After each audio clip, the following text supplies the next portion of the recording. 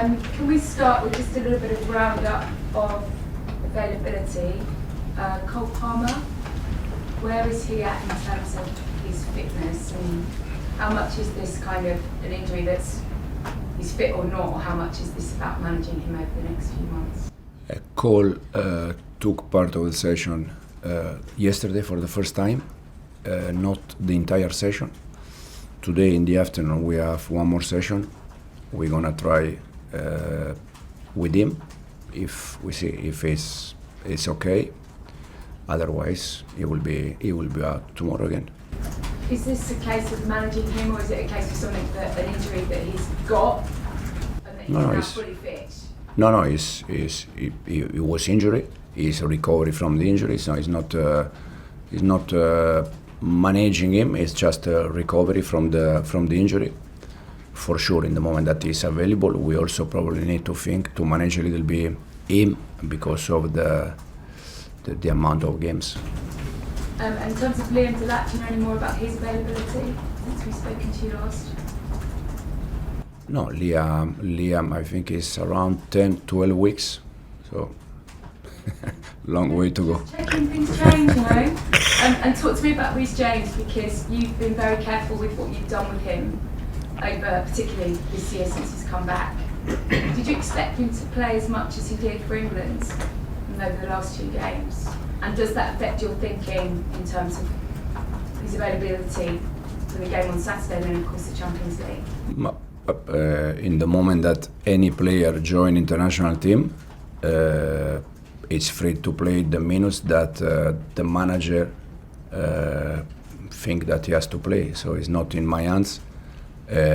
When Reece is here, we try to manage him as much as we can. Since I joined the club, I'm doing that with him, with Romeo, with Wes, with the ones that in the past they had problems. But I think now Reece is showing that he's quite fit to play 2-3 games in a week. So he's good to go on weekends? He's come back in? Yeah, it's good. Yeah. Just something else, your Champions League group phase squad was announced, and Levi Colwill was in it. Your phases. Is there a chance then that he's going to play before what? End of Jan? Depends where we arrive in the Champions League.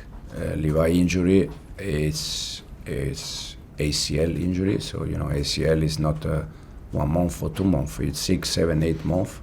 So we don't know, but for sure he will be back. But at the moment it's not something that we are worried about. Just want to take you back to deadline day.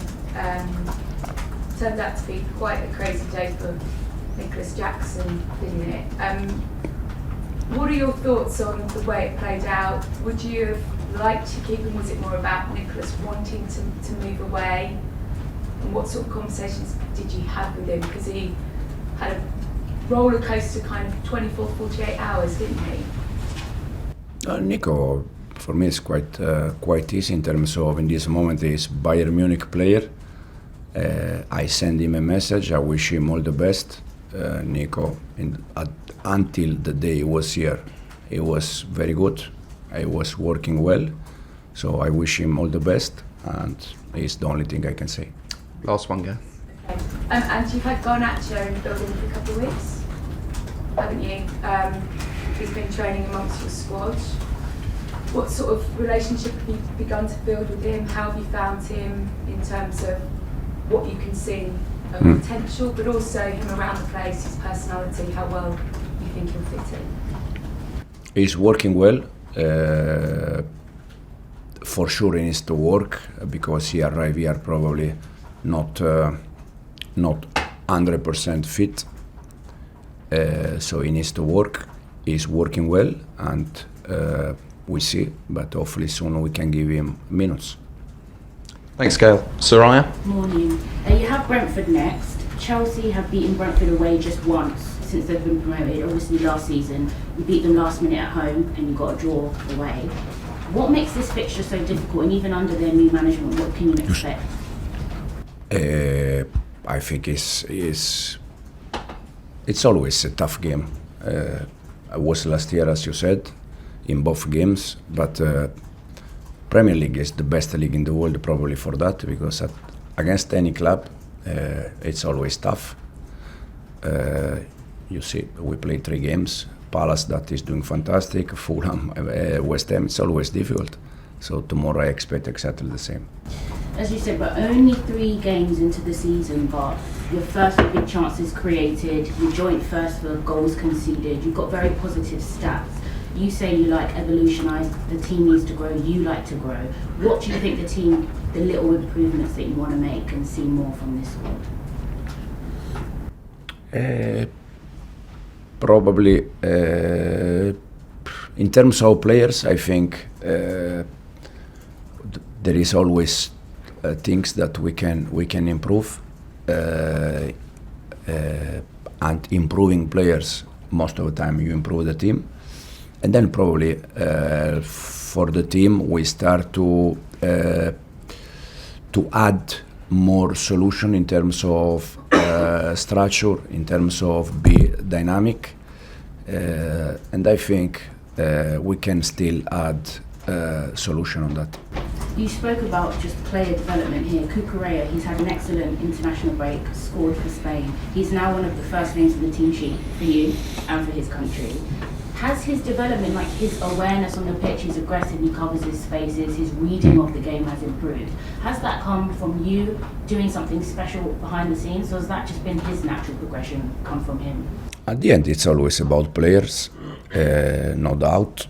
But I think we said already many times with Cucu, with Enzo, with Moi, I think even Levi, when I joined the club, the situation around these players was a bit different compared to today. And at the end is because the way they want to improve, the way they want to learn, we just give them tools, and then they are the ones that they play the games. Thanks, Soraya. Ian? Hi Enzo, how are you? Good thing. Very unusual for a team to play 4 London derbies at the start of the season. You've had 3 games so far. Has that helped you, because you had that, obviously, the World Cup in America, has that helped you, the fact that all the games have been fairly local? To be honest, the last time we played, I think, West Ham away was 2.5 hour bus. So it's like to play away. I don't think so, to be honest. At the end, I don't think so. They are all derby, but I don't think that make big difference. One of the key players for you recently has been Enzo Fernandez. When he first joined, I think it took him a little while to really get going, but recently his stats are only better than the Premier League by Mo Salah. Just talk to us a bit about what's made him an even better player now than he was when he joined Chelsea. First of all, it's when you arrive here from another country, it's always difficult because you need to adapt, because Premier League is completely different to the rest of the league. Also, I think Enzo is a great player. He struggled with us at the beginning of last season to understand a little bit what we want from him. Then in the moment that he realized and he understood the situation, I think he's much better player. I see Enzo more attacking midfielder. The numbers also show that in terms of goal and assist, and hopefully he can continue in the same way. And finally, from me, everyone looks at your attacking threats: Cole Palmer, Joao Pedro, Esteban. You know, everybody looks at the forward end of the pitch. But since February, you've got the best defensive record in the Premier League as well. Were you conscious about having to tighten up at the back? And again, when people have sometimes questioned some of the players in your defence and the goalkeeper, how have you gone about doing that? I always say the same to the players since the day one. We attack good, we create chances, we can be dangerous if we build in the right way with defenders. And we defend well if we press well with the attacking player. So it's not about how we defend, how we attack. For me, it's about all the team. You can create chances, building in the right way with Levi, with Tosin, with Trev, with Wes, with the ones that they build our style. And we can defend better if previously Nicolas or Liam now or Joao now or Cole or Pedro, this guy, they press in the right way. So it's about all the team. We are happy in the way we are defending. We are happy in the way we are attacking, knowing that we said before it's always try to evolve or to always try to improve. Thanks, Ian. John? I'm sure you're delighted the transfer window is over. Did you get what you wanted from it? You happy with what you got? I think we have a good squad. My press conference with Chelsea 1 year ago, I said that I was in love with the squad, and this was the reason why I decided to join this club, because the squad was already very good. Since that, we tried to make some changes, and overall, I think the squad is good. What about your striker options, obviously with the injury to Liam Delap? Has that left you a little bit short? We have the injury for sure now in this moment as a number 9. The only one is Guiu, and Joao also can play there. Against Fulham, we use Tyreek as a 9, so we can also think about him. And yeah. Can I just ask one question on the charges that have come against the club? Have you spoken to anybody in the powers that be just to explain what's going on and what could happen punishment-wise? I know from the club that they are satisfied about the situation, about the process. Personally, I don't have nothing to add. First of all, because I don't have any idea, to be honest. So if I say something, probably I can be wrong or right, but I don't have any idea. I just focus, like I always said, in the pitch side, something that I can control. The rest is not in my hands. Thanks, John. Martin?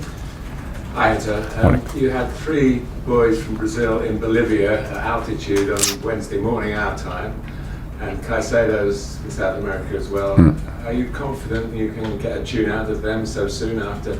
And what did the club do to get them back at all to be available to play? The 3 Brazilian players, they arrived yesterday. They didn't train. They did some recovery session. Moy arrived last night, so I didn't see him. I will see him today. So for all of them, it's a question mark for tomorrow. But when they play in Bolivia, it's so difficult that they can be back very soon. Okay, we've got time for 2 questions. One from Simon, one from Rob. Yeah, so just a quick follow-up on the charges. You sort of said you're focused on what you can focus on. Are you going to sort of pass that message on to the players as well, that they're not distracted by the possible sort of noise about it?